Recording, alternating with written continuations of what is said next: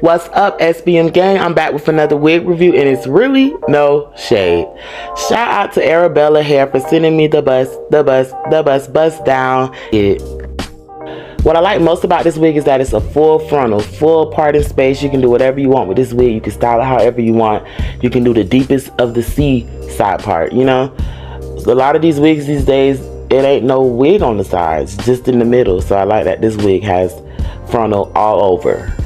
It's very fair. The wig was full, 250 density, obviously. They didn't cut no corners.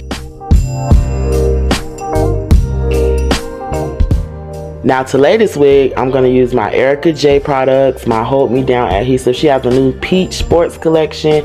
It's a vibe. Like, it's been holding my clients' wigs down. I have no complaints. I actually really love the glue. And that's what that gave. I used the skin protectant first, and then I applied 4 layers, and then I melted this wig. So watch, learn, and then try it yourself.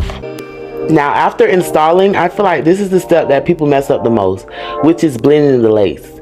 The more color your client has, the more melanin your client has, I feel like the less makeup works. Because the deeper our skin tones get, it's just almost impossible to exactly match it with makeup. Like, I think the best option for anybody brown and darker is to use a lace tint or lace mousse.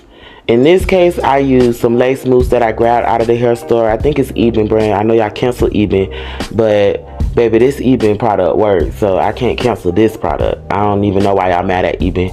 If y'all know, let me know in the comments. But I used the lace tint because I really didn't want an ashy halo effect. I didn't want the lace to look too dark, and I didn't want it to look too light, because sometimes we can make it look too dark trying to cast out that white ring, which is basically in every transparent wig, when really you just got to use the right products. And I feel like for dark skinned girls, lace tint or lace mousse is always going to be the best option. You guys, this wig was so super easy to style. The knots were not big. Usually when I get colored wigs, specifically red wigs, I feel like the knots be so big and just like wiggy. But this wig was like, look at that. It's giving Scapiana. Oh, okay. Get into the layers. I'm learning how to do layers the correct way. I've been watching some YouTube videos, you know, how the other people do it. I feel like I want to start doing layers how the other people do it, because their cuts just hit different. I feel like I learned the ghetto way, just framing the face, maybe a little razor comb, but it's really all in the angles of the cut and how you cut.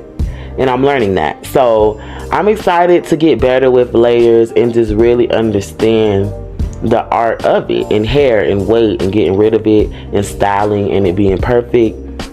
Bear with me, y'all. I'm gonna be up there with Daisy soon. Y'all know Daisy does my hair. Y'all know her, don't play. I went in with my old curler iron to get these curls done, because sometimes your oldest tools be your best tools. No shade. Like, all the new curling irons are cute and stuff, but I feel like the older, the better the curl comes out. I did a little bit of my medium brown spray on the roots just to define the part a little bit. It blends right in with red wigs, ginger wigs, colored wigs. Getting my little McDonald arches in the front, because you know the ghetto girls love that. No shade. And this is what we working with. A real sexy bedhead holiday season type of hairstyle. Get into it.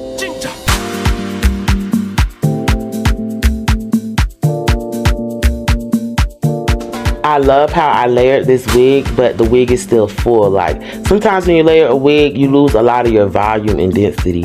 But this wig, it just, I think the layers made it look fuller. No shade. Shout out to Arabella. I absolutely love this wig. It's a 10 out of 10. So y'all try it out. Let me know in the comments when y'all try it out and see if it gave what it gave for me.